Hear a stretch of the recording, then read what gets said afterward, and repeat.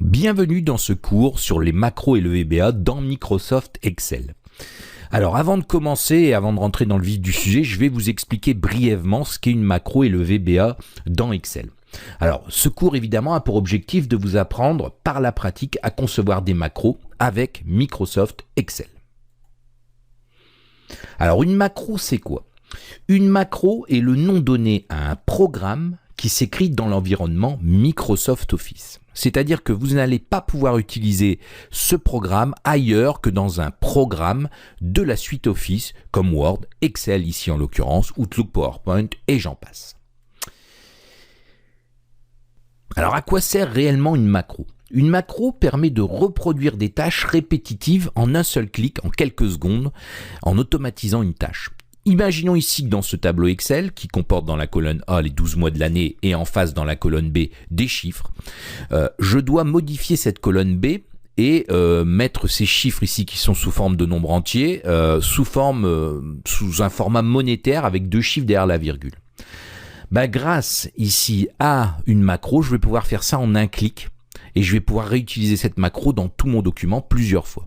Alors là, vous pouvez voir que le format de ma colonne B a bien changé et passé en format monétaire avec deux chiffres derrière la virgule et le sigle euro.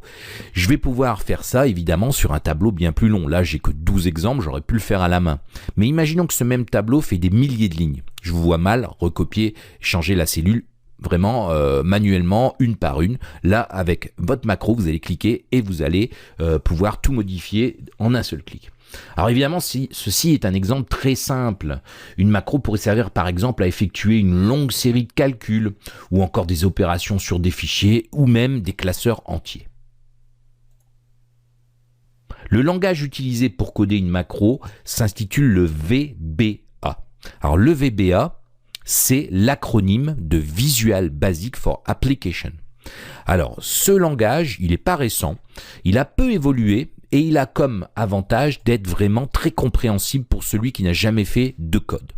Donc ça, c'est intéressant de bien le retenir, le Visual Basic for Application qui est complètement différent du Visual Basic première génération ou le Visual Basic.net qui est plus d'actualité. Par contre, vous allez voir que sa syntaxe est vraiment simple. Elle est basée sur l'anglais évidemment comme tout langage de programmation. Mais si vous comprenez un peu l'anglais ou que vous apprenez certains termes, vous allez voir qu'il est très facile ensuite de l'utiliser pour créer vos propres macros, vos propres routines et vos propres outils ici dans Microsoft Excel, mais vous allez pouvoir les adapter dans n'importe quel logiciel, encore une fois, de la suite Microsoft Office. Voilà, je tenais à vous présenter avant de démarrer et de rentrer dans le vif du sujet, ce qu'est une macro et ce qu'est le VBA. Maintenant, vous savez ce que c'est et on va attaquer tout de suite le cours dans la partie suivante.